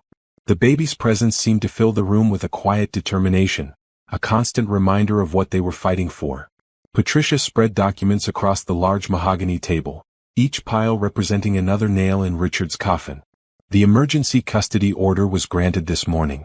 Judge Reynolds was particularly disturbed by the criminal charges and the evidence of Richard's role in covering up the assault. "He's granted you full physical and legal custody until the trial concludes." "What about visitation?" Gabrielle asked, one hand protectively on Hope's carrier. "None." Judge Reynolds determined that Richard poses a potential danger to the child's well-being. "After his trial, if he's not convicted, we'll revisit supervised visitation. But for now, he has no rights to see Hope." Cameron, sitting across the table with his laptop open, pulled up a spreadsheet. The forensic accountant finished his full report. "Richard's financial situation is worse than we thought. Bennett Industries is insolvent. He's been running a Ponzi scheme for the last 3 years, using new investor money to pay returns to old investors while funneling millions to himself." "How much did he steal?" Julian asked. "From Gabrielle directly?" "About 18 million over the course of the marriage." "From investors?" "Nearly 200 million. The SEC is preparing to file charges. The FBI's white-collar crime division is building a case for wire fraud and money laundering." Xavier leaned back in his chair, arms crossed. "So Richard's looking at what? 20 years? 30? If convicted on all charges, he could face 40 years in federal prison," Patricia said. "But that's not our fight. Our fight is the divorce and making sure Gabrielle gets everything she's entitled to." She pulled out another document. "Here's where we stand on the divorce filing. We're seeking full dissolution of the marriage, citing adultery, fraud, and domestic endangerment. We're requesting 50% of all legitimate marital assets, property, investments, anything acquired during the marriage. We're also requesting reimbursement for the 18 million he stole from your joint accounts, plus damages for emotional distress and medical costs related to the premature birth." "How much in total?" Gabrielle asked. "We're asking for $60 million, full custody of Hope, and a permanent restraining order preventing Richard from contacting you or approaching within 500 feet of you or the baby. The number took Gabrielle's breath away. $60 million. It seemed impossible, abstract. She'd never cared about Richard's money. She'd married him because she thought she loved him, because she believed his lies about building a life together. What about Vanessa? She asked. Vanessa's lawyer reached out to us, Patricia said with a smile that didn't reach her eyes. Apparently, Richard's been refusing to take her calls since his arrest. She's claiming he promised to take care of her, set her up financially. Now that his assets are frozen and he's facing prison, she wants to cut a deal. What kind of deal? She'll testify against Richard in both the criminal assault case and your divorce proceedings. In exchange, she wants immunity from prosecution for her role in the cover-up and a cash settlement from you for her cooperation. Gabrielle felt rage bubble up hot and fierce. She wants me to pay her? After she tried to kill my baby? That was my response too, Patricia said dryly. I told her lawyer exactly where Vanessa could shove her settlement request. She's facing assault charges either way. Her testimony might be helpful, but we don't need it. We have video evidence, medical records, and witness statements. Let her stand trial and face the consequences of her actions. Good, Gabrielle said firmly. I don't want her to have a penny. Let her rot. Cameron closed his laptop, his expression thoughtful. There's something else we need to discuss. Richard's assets, including the penthouse you shared, are being seized by the FBI as part of their investigation. You'll need a permanent place to live. She can stay with me as long as she needs, Julian offered immediately. I appreciate that, Gabrielle said. But I think Hope and I need our own space. Somewhere that's ours that has no connection to Richard. I have a solution, Xavier said. Remember that brownstone in Brooklyn Heights I bought last year as an investment? 4 stories, renovated, quiet street. It's technically mine, but I was planning to sell it. Instead, I'll sign it over to you. Consider it a gift from your brothers. Gabrielle's eyes filled with tears. Xavier, I can't accept. Yes, you can, he interrupted gently. Gabby, you're about to be a very wealthy woman once this divorce settles. But until then you need somewhere safe to raise Hope. Let us do this for you. Let us help. She looked at her 3 brothers, these men who'd stood by her through everything, who'd dropped their own lives to wage war on her behalf. Okay, she whispered. Thank you. For everything. Patricia's phone buzzed. She glanced at it and her smile turned predatory. Richard's lawyer just sent over his counteroffer to our divorce filing. This should be entertaining. She pulled up the email and began reading aloud. Mr. Bennett disputes all allegations of fraud and misconduct. He maintains that Mrs. Bennett's fall was accidental and that her current claims are motivated by greed and vindictiveness. He's willing to offer Mrs. Bennett a settlement of $10 million in exchange for joint custody of Hope and her agreement not to pursue criminal charges or speak publicly about the marriage. $10 million? Cameron laughed. We have evidence he stole $18 million from her alone. He's delusional. He's desperate, Patricia corrected. He knows the evidence against him is overwhelming. He's trying to buy his way out before this goes to trial where his crimes will become public record. But we're not negotiating. Send back our standard response. See you in court. Over the next week, Gabrielle settled into a new routine at Julian's penthouse while Xavier's team prepared the Brooklyn brownstone for her and Hope. The baby was thriving, gaining weight steadily, sleeping in 3-hour stretches that felt like miracles. During Hope's naps, Gabrielle worked with Patricia, reviewing documents, preparing her testimony, and building an ironclad case against Richard. The press conference was rescheduled for the following Monday. This time, Gabrielle would speak from the hospital where Hope had been born, surrounded by the NICU that had saved her daughter's life. Patricia had coordinated with the hospital's PR team, ensuring maximum media coverage. We tell your story, Patricia explained during a prep session. Pregnant woman surprised her husband at work. Found him with his mistress. Was assaulted and pushed downstairs. Gave birth prematurely. Husband tried to cover it up and is now facing criminal charges. You're not asking for sympathy, you're demanding justice. What if they ask about the money? Gabrielle worried. Richard's lawyers will say I'm just a gold digger who saw an opportunity. Then we remind them that you were the one who brought money into the marriage. That Richard systematically stole from you. That you didn't want his money, you wanted your husband to be a decent human being, and when he proved he couldn't be, you wanted your fair share of what you'd built together. The night before the press conference, Gabrielle couldn't sleep. She stood by the window of Julian's penthouse, holding Hope against her chest, staring out at the Manhattan skyline. Somewhere in that glittering city, Richard was probably strategizing with his lawyers, planning how to destroy her credibility. Vanessa was probably panicking, realizing her meal ticket was gone and she'd face trial alone. Part of Gabrielle felt sorry for them. Part of her remembered the man she'd thought Richard was, the future she'd imagined they'd have together. But then hope made a small sound in her sleep, and all that sympathy evaporated. They tried to hurt her baby. They'd endangered Hope's life through their cruelty and selfishness. For that, there was no forgiveness. "Tomorrow, baby girl," she whispered to Hope. "Tomorrow we tell the world what they did to us. And then we move forward. We build a life so good, so full of love, that they become nothing but a bad memory." Monday morning arrived with crisp autumn air and bright sunshine. Patricia had arranged for cameras from every major news network. The press conference would be held in the hospital's community room, with Gabrielle seated in a comfortable chair, doctor's orders as she was still recovering from childbirth. Hope would stay backstage with a nurse, close enough for Gabrielle to hear if she cried, but protected from the chaos. Julian, Xavier, and Cameron stood behind her as she faced the cameras, a united front of brotherly protection. Patricia stood to the side, ready to field legal questions. Dr. Martinez had even agreed to attend, prepared to speak about Hope's premature birth and the medical impacts of trauma during pregnancy. The room fell silent as Gabrielle began to speak. She'd practiced this speech 100 times, but now, facing the cameras, the words came from somewhere deeper than rehearsal. They came from her heart. 2 weeks ago, I gave birth to my daughter Hope. She was born at 32 weeks, weighing just over 4 pounds because the stress of what happened to me caused early labor. She spent her first 2 weeks in the NICU, fighting to be strong enough to come home. She's healthy now, thank God, but she shouldn't have had to fight like that. She should have had a peaceful entrance into this world. Gabrielle's voice was steady, her gaze direct. "My name is Gabrielle Anderson Bennett, and I'm here to tell you what my husband did to me, what he allowed to happen to his own child. On October 10th, I went to surprise my husband Richard at his office with lunch. Instead, I found him with his mistress. When I confronted them, his mistress physically assaulted me, pushing me down a flight of stairs while I was 7 months pregnant. My husband watched and did nothing to help me. Then he helped destroy security footage to cover up what happened." The room erupted with flashes and the clicking of cameras. Reporters shouted questions, but Patricia held up a hand for silence and Gabrielle continued. "I'm not here for sympathy. I'm here because people need to know who Richard Bennett really is. He's not the philanthropist or successful businessman you see in magazines. He's a man who endangered his own child to protect his affair.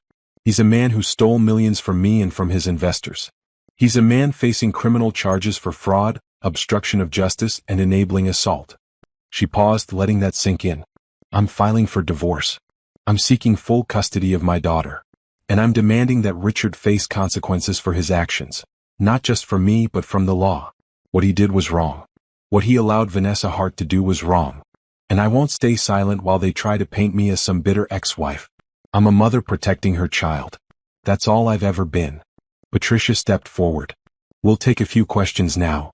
Mrs. Bennett, what do you say to people who claim you're just after Richard's money?" Gabrielle had expected this.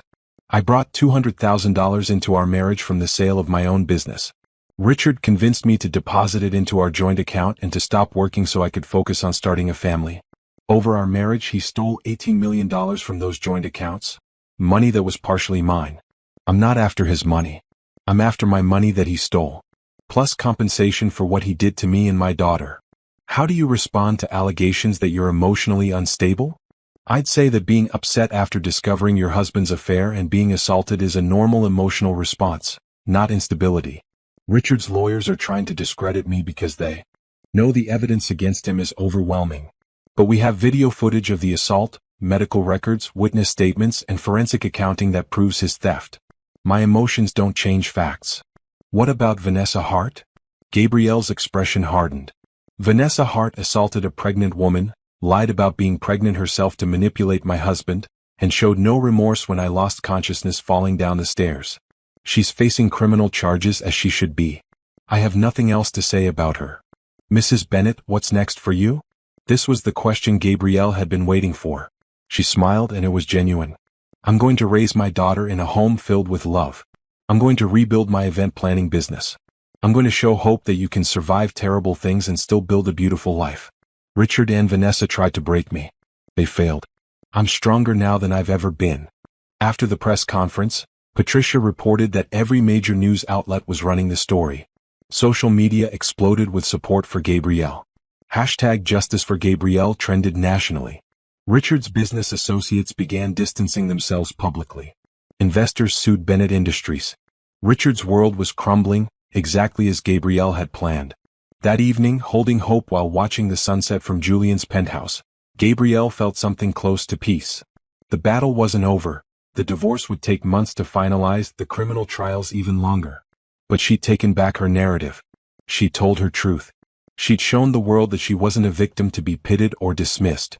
She was a survivor, a mother, a warrior, and she was just getting started. The morning after the press conference, Gabrielle woke to find her face on the front page of every major newspaper in New York. The New York Times headline read, "Billionaire's Betrayal, Pregnant Woman Assaulted by Husband's Mistress, Baby Born Premature." The Wall Street Journal focused on the financial angle. Bennett Industries founder faces fraud charges amid divorce scandal. Even Entertainment Weekly covered it, Manhattan's messiest divorce, inside the Richard Bennett scandal. Cameron arrived at Julian's penthouse with coffee and an armful of newspapers.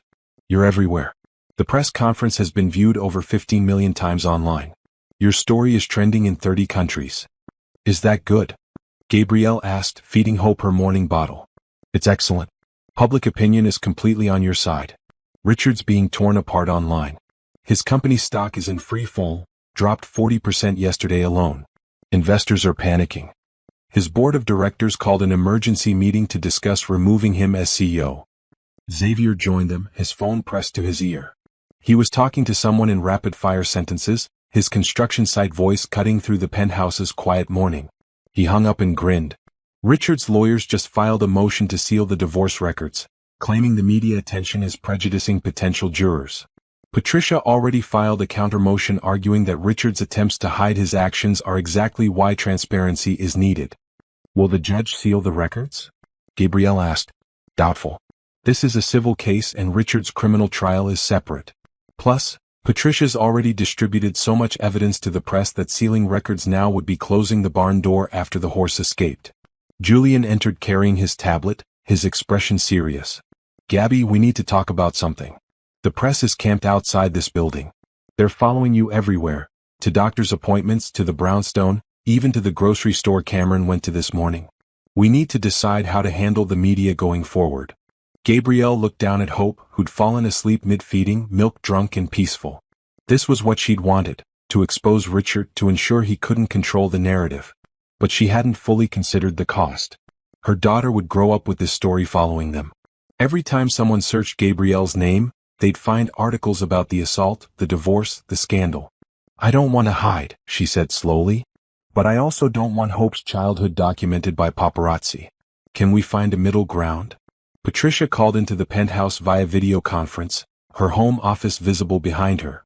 "Gabrielle, I've been fielding calls all morning. You've been offered interviews with every major news program. 60 Minutes, Good Morning America, The View, even Oprah's team reached out. My recommendation? Do one sit-down interview with someone you trust, tell your story fully and on your terms, and then step back from the media circus. Who would you recommend?" "Honestly, I'd go with Diane Sawyer. She has gravitas, she's respected, and she won't sensationalize your story. A 1-hour special with her would be definitive.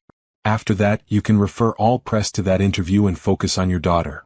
Gabrielle considered this. One interview. One chance to tell her complete story, to show the world not just what happened, but who she was beyond the scandal. Then she could retreat into private life, raise Hope away from cameras, rebuild her life without constant media scrutiny. Set it up, she decided. But not until after Hope's baptism. That's in 3 weeks. Family only. I want one beautiful, private day before I do any more press.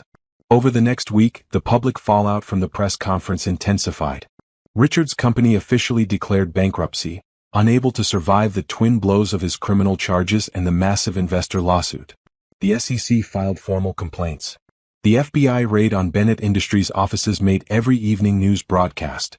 Richard himself went into hiding, his lawyers issuing statements that Gabrielle's accusations were false and malicious. But no one believed them. The evidence was too strong, the public opinion too solidly against him.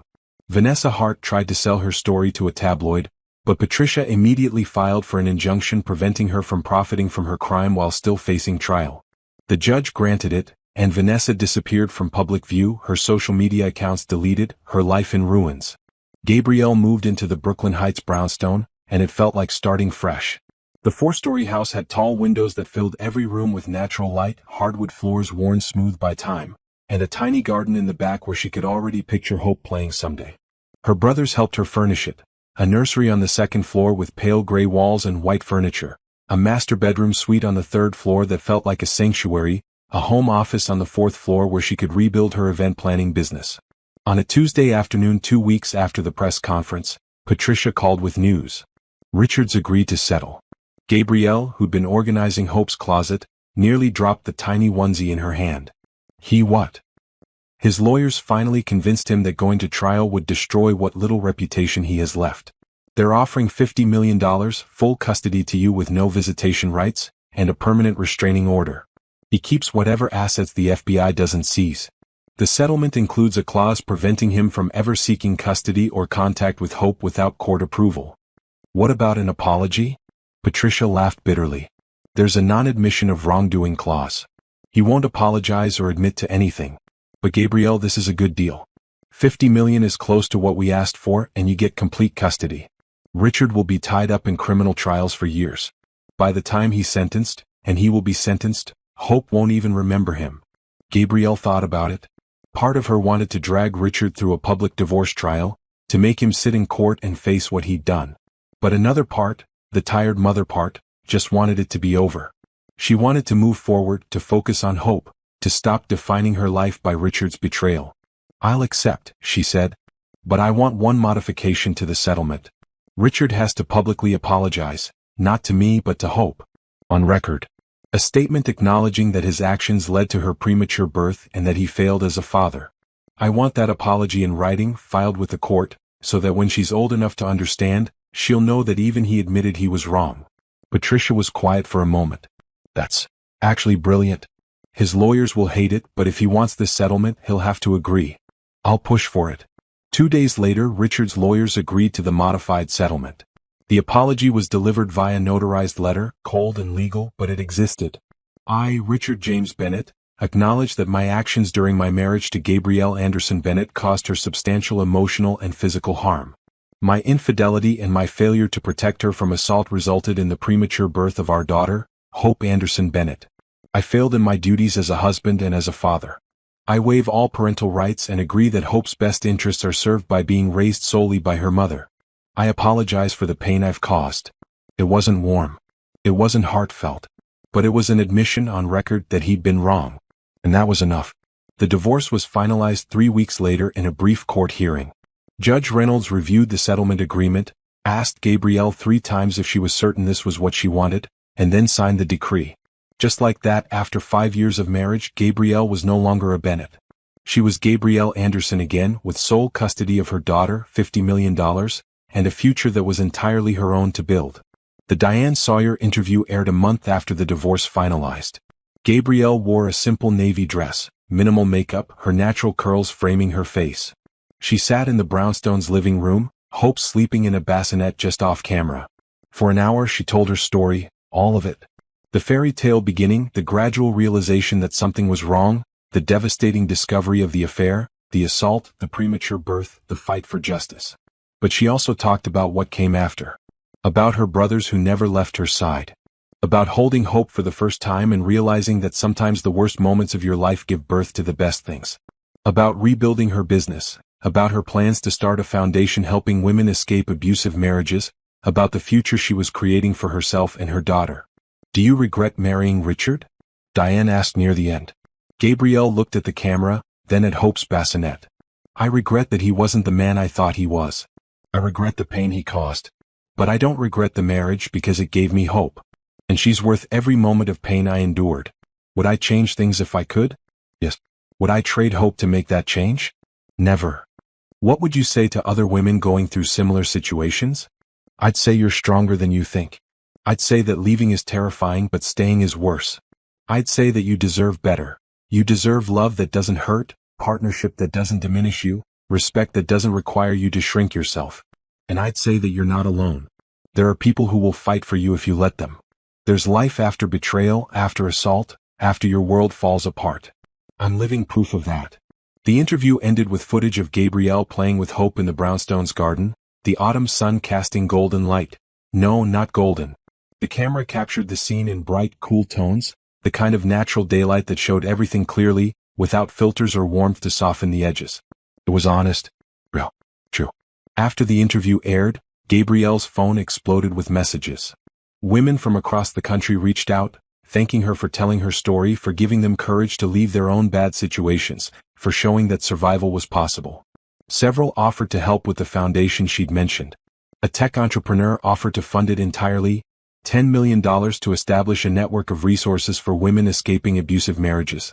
Looks like you're starting a movement, Xavier commented, reading through the flood of messages with her. I just wanted justice for me and Hope, Gabrielle said. I didn't expect this. That's what happens when you tell the truth, Cameron said. People recognize themselves in your story. They see their own pain reflected back and they feel less alone. Julian hugged her carefully, mindful of Hope sleeping against her shoulder. We're proud of you, Gabby. So proud. You took the worst thing that ever happened to you and turned it into something that will help thousands of women. That takes incredible strength. That night, after her brothers left and Hope was asleep in her nursery, Gabrielle stood in her home office, looking at the wall where she'd hung framed photos. Her parents on their wedding day. Her 3 brothers at her college graduation. Hope's first photo from the NICU. But there was also a new frame, the front page of the New York Times from the day after her press conference, the headline declaring Richard's fall. She didn't hang it as a trophy. She hung it as a reminder that she'd survived, that she'd fought back, that she'd refused to be silent or small or ashamed. This was her story and she'd told it on her terms. Her business phone rang, the new line she'd set up for Anderson Events, the event planning company she was rebuilding. Her first client, calling to discuss a corporate fundraiser for a women's shelter. It was perfect. Anderson Events, this is Gabrielle, she answered, her voice confident and strong. Her new life was beginning. And it was going to be beautiful. 6 months after the divorce, Gabrielle sat in her home office reviewing proposals for the 3rd expansion of Anderson Events. Her company had grown from a one-woman operation back into a thriving business with 8 employees and a waiting list of clients. Corporations wanted her to plan their events because she'd become synonymous with resilience and integrity. Brides wanted her to plan their weddings because she understood the difference between real love and pretty illusions. Hope, now 11 months old, played in a playpen nearby, babbling happily while trying to pull herself up on the padded sides. She had Gabrielle's eyes and smile, but thankfully little of Richard's features. She was perfect, healthy, happy, and completely unaware that her father was currently serving a 10-year sentence in federal prison for fraud and embezzlement. Richard's trial had been swift and devastating. The evidence against him was overwhelming, and his expensive lawyers couldn't overcome the simple fact that he'd stolen nearly $200 million from investors while siphoning millions more for himself. He'd testified in his own defense, trying to claim he was a victim of aggressive accounting practices and overzealous prosecutors. The jury deliberated for 3 hours before finding him guilty on all counts. Vanessa Hart had fared slightly better. Her assault charge was reduced to misdemeanor battery as part of a plea deal where she testified against Richard in his fraud trial. She served 6 months in county jail, was released on probation, and immediately left New York. Last Gabrielle heard, Vanessa was working as a sales clerk in Ohio, her dreams of luxury and wealthy men permanently derailed by her criminal record. Gabrielle felt no satisfaction in their suffering, but she felt no sympathy either. They'd made their choices. They'd hurt people. Now they faced consequences. That was justice, not revenge. A knock on the door interrupted her thoughts. Her assistant, Monica, a sharp young woman with a gift for logistics, stuck her head in. Your 2 o'clock is here. The Memorial Hospital Fundraiser Committee? Send them up, Gabrielle said, closing her laptop and checking Hope. And Monica? Can you watch Hope while I'm in the meeting? Of course. Come here, cutie. Monica cooped Hope into her arms and the baby giggled. We're going to go have snacks while Mama works. The meeting was productive. The hospital where Hope had spent her first 2 weeks wanted to expand their NICU, and they'd approached Gabrielle to plan a major fundraising gala. It was personal for her. She wanted to give back to the people who'd saved her daughter's life. She presented them with a proposal for a black tie event featuring testimonials from NICU families, a live auction, and entertainment that would attract Manhattan's wealthiest donors. This is exactly what we hoped for, the committee chair said, shaking Gabrielle's hand. You've done remarkable work rebuilding your life, Ms. Anderson. It's inspiring. After they left, Gabrielle stood by her office window, looking out at her small garden where the first flowers of spring were beginning to bloom. Inspiring. People said that a lot now. Sometimes she felt like a fraud when they said it because most days she was just trying to survive, to be a good mother, to build a business and a life for her and Hope. She didn't feel inspiring. She felt tired and scared and uncertain about the future. But then Hope would smile at her, or a client would thank her for creating the perfect wedding, or she'd see her bank balance and remember that she'd done this herself. Rebuilt from nothing, created something beautiful from the ashes of her old life. And maybe that was what inspiring really meant. Not feeling like a superhero but getting up every day and doing the work anyway. Her phone buzzed with a text from Xavier. Dinner tonight? Julian's cooking. Cameron claims he'll bring wine that actually tastes good this time. She smiled, typing back, "What time? Hope and I will be there." Her brothers had been her constant support through everything. Julian had paid for the lawyers when she couldn't. Xavier had given her the brownstone and refused to accept payment. Cameron had helped her rebuild her business, connecting her with clients and teaching her how to manage her settlement money so it would support her and Hope for life. They checked in daily, visited weekly, and treated Hope like the precious gift she was. That evening, Gabrielle bundled Hope into her car seat and drove to Julian's penthouse. The city was beautiful in the spring twilight, the sun setting over the Hudson River in shades of blue and purple, cool tones that made the buildings sparkle like crystals. She'd learned to love New York again, seeing it not as the place where her marriage died but as the place where she'd been reborn. Julian's penthouse was filled with the smell of rosemary and garlic. He'd become an excellent cook over the past year, channeling his stress into culinary creativity. Xavier and Cameron were already there, arguing about basketball while setting the table.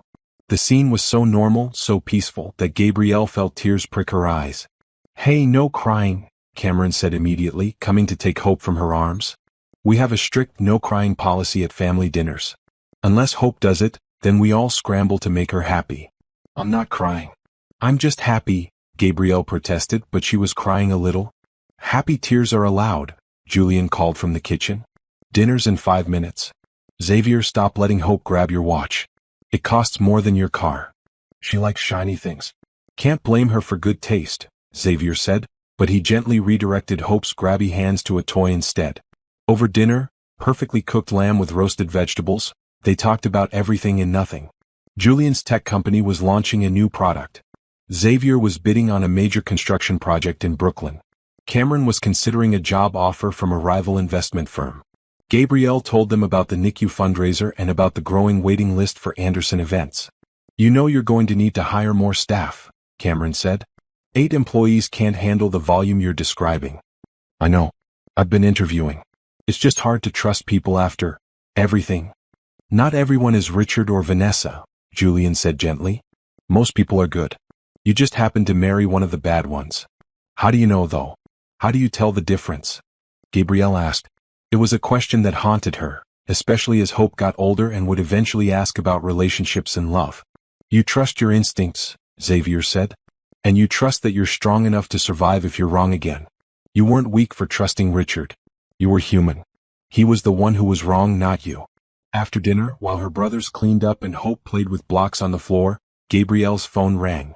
Unknown number, but something made her answer. "Ms. Anderson? This is Dr. Andre Williams from Metro Pediatrics. I treated your daughter when she first came home from the NICU." Gabrielle remembered him, a kind doctor in his late 30s who'd done Hope's initial wellness checks. He'd been patient and thorough, explaining everything in ways that made sense, never condescending or dismissive of her first-time mother anxieties. "Of course. Is everything okay with Hope's records?" "Oh yes, everything's fine. Actually, I'm calling about something else. I'm on the board of the hospital where Hope was born, and we're organizing the NICU fundraiser. Your name came up as the event planner. I wanted to reach out personally and say I think it's wonderful what you're doing. That unit saved my sister's twins a few years ago. It's personal for a lot of us." They talked for 20 minutes about the fundraiser, about Gabrielle's vision for the event, about Dr. Williams' ideas for how to showcase the NICU's work. He was thoughtful and passionate, clearly caring deeply about the cause. When they finally hung up, Gabrielle realized she was smiling. "Who was that?" Julian asked, having clearly been eavesdropping. "The pediatrician from Hope's discharge. He's on the hospital board. We were discussing the fundraiser. Aha. And that smile is just about fundraising. Julian, stop. But Gabrielle was still smiling. Cameron and Xavier had wandered over, interest piqued. Wait, is this a guy? Xavier asked.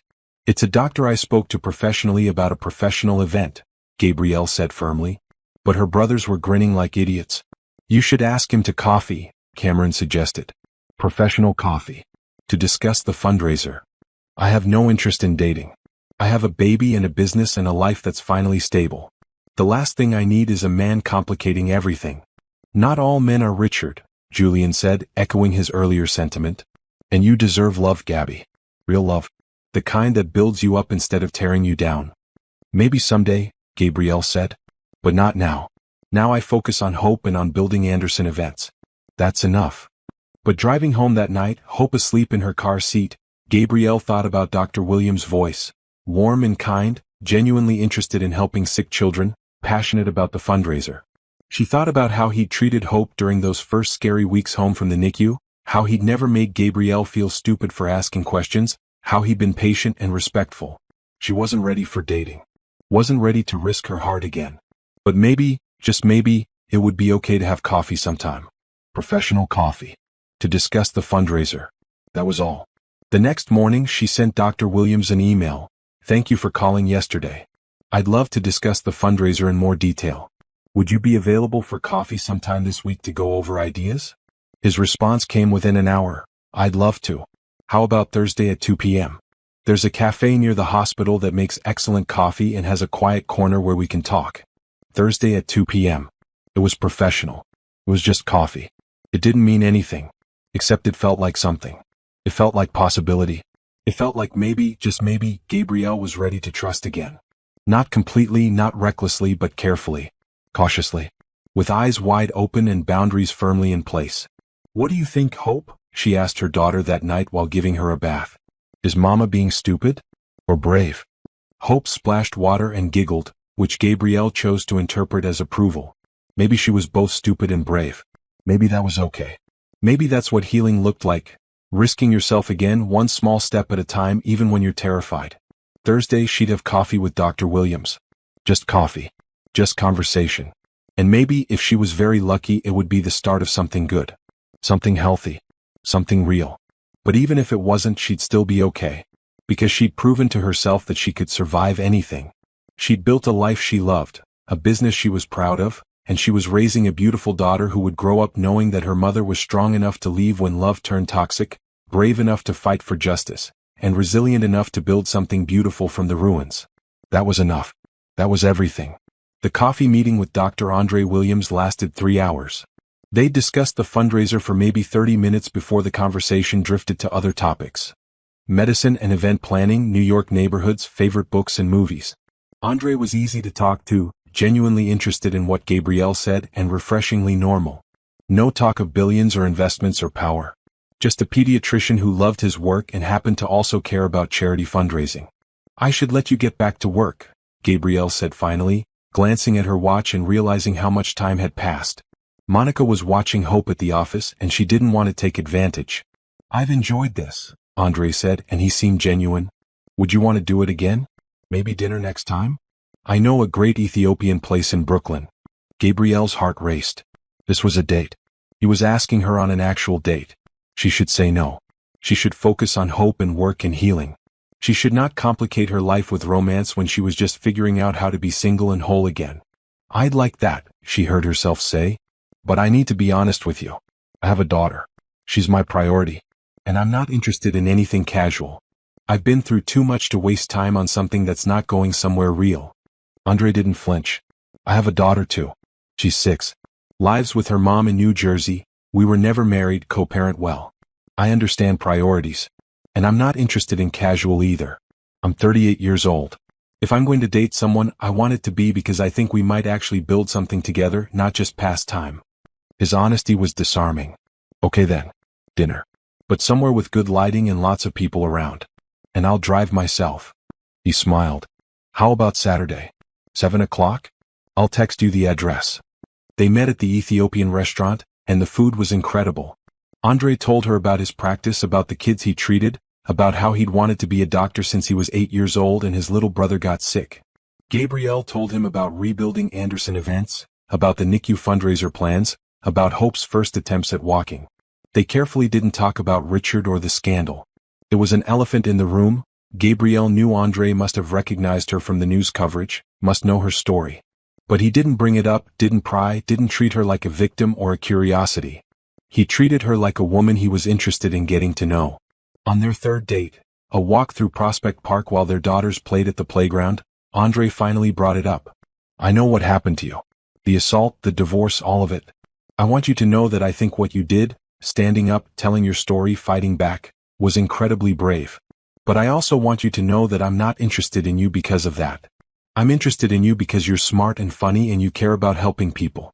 The fact that you survived something terrible makes you strong, but it doesn't define who you are. At least not to me. Gabrielle felt something in her chest loosen, some knot of anxiety she hadn't realized she'd been carrying. Thank you. That means more than you know. I also want to be clear about something, Andre continued, watching their daughters, Hope at 11 months, his daughter Zoe at 6, play together. I'm not Richard. I won't cheat on you. I won't lie to you. I won't ever put my hands on you in anger. I understand that trusting again after what you went through is hard. So I'm willing to go slow to earn your trust, to prove that not all men are like him. That's a lot to promise, Gabrielle said quietly. It's not a promise. It's just who I am. My parents were married for 40 years before my dad died. They showed me what real partnership looks like. Respect, communication, equality. That's what I want. That's what I'll always want. So if you're not ready for that or if you're not interested in me specifically, that's okay. But if you are interested, I want you to know what kind of man I am. Gabrielle looked at him, really looked at him. Andre was handsome in an understated way, with kind eyes and an easy smile. He was successful but not obsessed with status. He was a good father. She could see it in how he interacted with Zoe, patient and loving. And he was offering her something Richard never had. Honesty, respect, and real partnership. I'm interested, she said. But I'm also terrified. And I need to go slow. Hope has to come first. And I need to know that you understand that she's not Richard's daughter in any meaningful way. He signed away his rights, he's in prison, and he'll never be part of our lives. I understand. Hope is your daughter. If we move forward, I'd never try to replace her father or complicate that dynamic. I'd just be Andre, someone who cares about both of you. Over the next 3 months, Gabrielle and Andre dated carefully, intentionally. They saw each other once or twice a week, always in public places, always with clear boundaries. He met her brothers, who grilled him mercilessly but ultimately approved. He's not flashy but he's solid, Xavier pronounced. And he looks at you like you hung the moon. That's what you deserve. Andre introduced Gabrielle to his daughter Zoe, and the little girl was delightful, curious, talkative, and immediately smitten with baby Hope. They had dinner together as a blended group, the 4 of them figuring out how to be something like a family. Meanwhile, Anderson events continued to grow. The NICU fundraiser was a massive success, raising over $5 million for the hospital expansion. Gabrielle's Foundation for Women Leaving Abusive Marriages officially launched, funded by donations and her own substantial contribution. She hired a director and a small staff, and they began providing legal assistance, financial counseling, and housing support to women across New York. On Hope's first birthday, Gabrielle threw a small party in her brownstones garden. Her brothers came, of course. Andre came with Zoe. Monica and the Anderson events staff came. Dr. Martinez came. Even Officer James, the police officer who'd believed Gabrielle from the beginning, stopped by to see how she and Hope were doing. As Gabrielle watched her daughter smash a birthday cake while surrounded by people who loved them, she felt overwhelming gratitude. A year ago, she'd been in the hospital, fighting for Hope's life, her marriage destroyed, her future uncertain. Now she had a thriving business, a beautiful home, a healthy daughter, and a man who treated her with the respect and kindness she deserved. What are you thinking about? Andre asked, coming to stand beside her. How different everything is from a year ago. How much has changed? Do you miss any of it? The old life before everything fell apart? Gabrielle considered this seriously. I miss the innocence of believing Richard was a good man. I miss feeling safe in my marriage. But I don't miss the marriage itself because it was built on what? And I definitely don't miss who I was then, naive, too trusting, willing to shrink myself to fit into Richard's vision of what a wife should be. Who are you now? Someone who knows her own strength. Someone who won't settle for less than she deserves. Someone who can survive anything and still find joy. She looked at him. Someone who's ready to try again carefully with someone worth the risk. Andre took her hand. I promise to be worth it. That night, after everyone left and Hope was asleep in her nursery, Gabrielle sat in her home office updating her business plan. Anderson Events was expanding into wedding planning exclusively, hiring specialists to handle the growing demand. The foundation was launching a hotline and emergency shelter. Her life was full, busy, purposeful. Her phone buzzed with a news alert. Richard Bennett had been denied early release from prison. He'd serve his full 10-year sentence. The news article mentioned that he'd lost all his appeals, that Bennett Industries had been liquidated to pay back investors, that he'd be released with nothing, no money, no reputation, no career prospects. Gabrielle felt nothing. Not satisfaction, not anger, not even pity. Richard was simply irrelevant now. He'd become a footnote in her story, the villain she'd overcome, the cautionary tale she told other women about trusting the wrong person. She closed the article and opened instead a photo album on her phone, pictures of Hope's first year. Hope in the NICU, tiny but fighting. Hope coming home from the hospital, swimming in her newborn clothes. Hope's first smile, first laugh, first time sitting up. Hope at her first birthday party, cake smeared across her happy face. This was Gabrielle's real story. Not the betrayal, not the assault, not the divorce. Those things had happened, yes. They'd shaped her. But they didn't define her. What defined her was what came after. The strength she found, the life she built, the love she learned to accept again. Her phone buzzed with a text from Andre. Zoe won't stop talking about Hope. She wants to know when we can see you again. I do too. Gabrielle smiled, typing back. Brunch tomorrow? My place. I'll make pancakes. His response was immediate. Perfect. Thank you for letting us be part of your life. Thank you for making it better, she replied. And it was true. Andre had made her life better. So had her brothers, her friends, her work, her foundation. So had Hope, the unexpected blessing born from tragedy. Together they'd created something beautiful. Not a life without pain or scars, but a life rich with purpose, connection, and hope. Real hope. The kind that sustained you through dark times and made you believe in bright futures. The kind that Gabrielle had almost lost but found again, stronger and deeper than before. She closed her laptop and went to check on Hope one more time before bed. Her daughter slept peacefully, one tiny hand curled under her chin, her chest rising and falling with steady breaths. Perfect. Healthy. Loved beyond measure. Thank you for making me a mother, Gabrielle whispered to her sleeping daughter. Thank you for giving me a reason to fight. Thank you for being the best thing that ever happened to me. Tomorrow would bring new challenges, new joys, new moments to navigate. But tonight, in this quiet brownstone filled with the evidence of her rebuilt life, Gabrielle Anderson felt something she hadn't felt in a long time. Complete, genuine, earned peace. And it was beautiful. 2 years after Hope's birth, Gabrielle stood in the ballroom of Manhattan's most prestigious hotel, surveying the fruits of her labor. The annual NICU fundraiser had become the social event of the season, attracting celebrities, business leaders, and philanthropists from across the country. This year they'd already raised $12 million before the doors even opened. You look proud, Andre said, coming up behind her and placing a gentle hand on her back. You should be. This is incredible. Gabrielle smiled, leaning into his warmth. They'd been together for 18 months now, taking things slow but steady. He'd moved into the brownstone 3 months ago, and the transition had been surprisingly smooth. Zoe and Hope were thick as thieves, already acting like real sisters despite the age gap. I am proud, she admitted. 2 years ago, I was in that NICU terrified that Hope wouldn't survive. Now we're raising money to help other families like ours. It feels like closing a circle. The ballroom began filling with guests. Gabrielle worked the room like the professional she was, greeting donors, thanking sponsors, ensuring every detail was perfect. Anderson Events had grown to 15 employees now, with offices in Manhattan and Brooklyn. They specialized in high-end charity events and weddings, and had a waiting list stretching 18 months into the future. Her brothers arrived together, all three in tuxedos, looking like they'd stepped out of a magazine spread. Julian brought his new girlfriend, a fellow tech CEO. Xavier came solo, claiming he was too busy building things to date. Cameron brought his wife of 6 months, a brilliant corporate lawyer who'd helped with some of the foundation's legal work. Look at this, Julian said, gesturing to the packed ballroom. You did this. Our little sister who used to plan backyard birthday parties is now running the most successful event planning company in New York. And a foundation that's helped over 300 women escape abusive situations, Xavier added. Don't forget that part.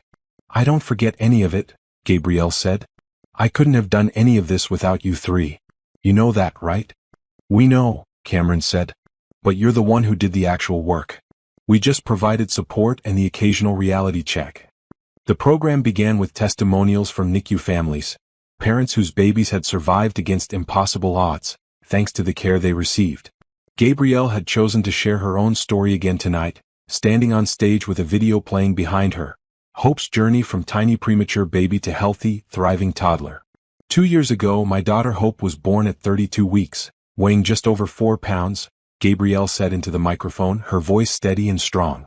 She came early because I'd been assaulted while pregnant. The stress caused premature labor. But the doctors and nurses in the NICU saved her life.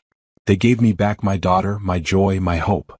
The video showed Hope now, a beautiful 2-year-old with curly hair and an infectious laugh, running through Prospect Park, playing with Zoe, blowing out birthday candles. Healthy. Happy.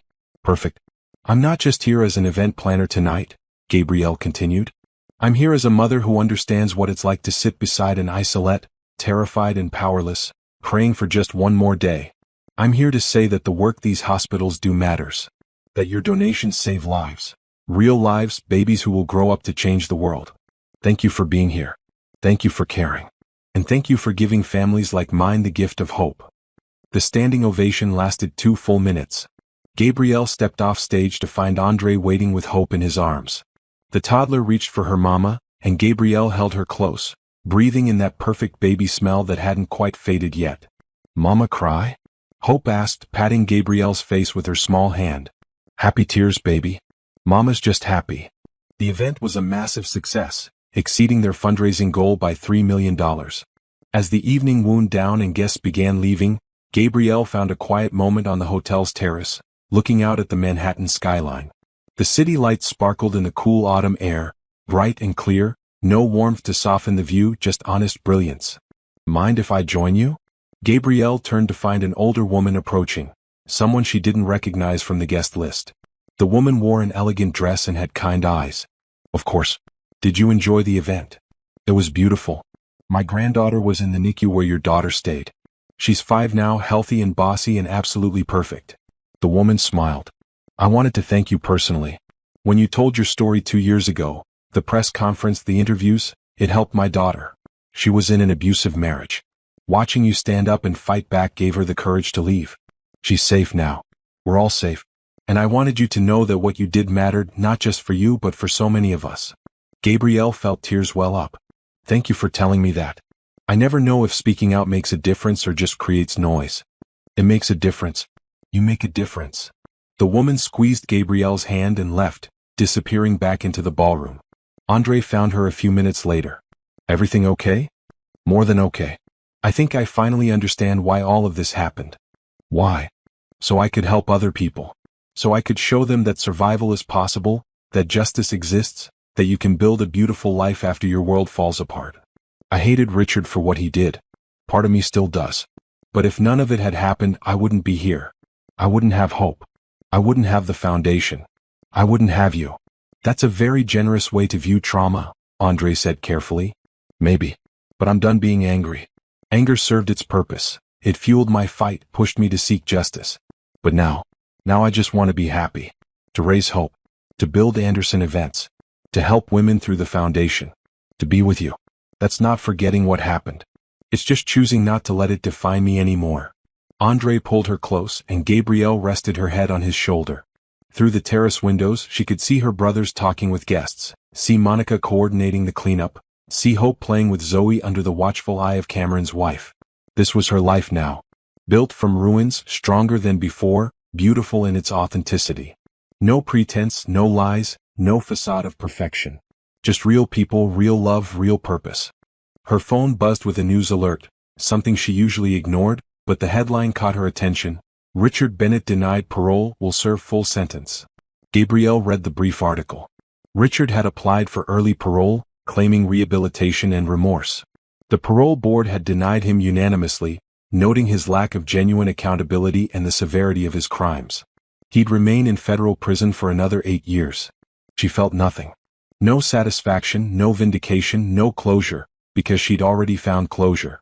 She'd moved on years ago, building a life so full and beautiful that Richard's fate was simply irrelevant. She deleted the alert without reading further and put her phone away. Ready to go home? Andre asked. Yes. Let's go home. They gathered their family, Hope and Zoe, her 3 brothers and their partners, and left the hotel together. The drive back to Brooklyn was filled with chatter and laughter, Hope and Zoe singing nonsense songs in the back seat, the adults recapping the night's success.